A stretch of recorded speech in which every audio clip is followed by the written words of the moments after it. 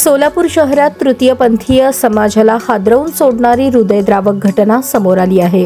प्रेम प्रकरणातील तणाव, फसवणूक आणि मानसिक आघातामुळे एका तृतीयपंथीयाने आत्महत्या केल्याची धक्कादायक घटना घडली आहे।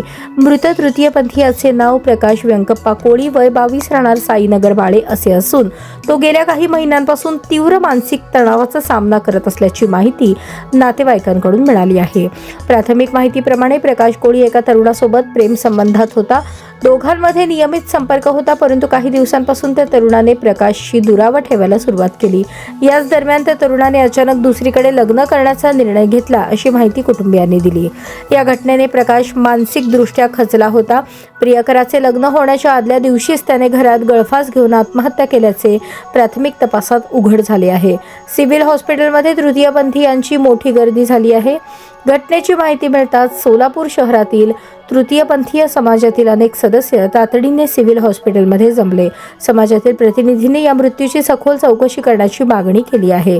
या प्रकरणी कोळी यांनी मृत्यूपूर्वी व्हिडिओ बनवला असून या प्रकरणाचा पोलीस तपास करत आहेत।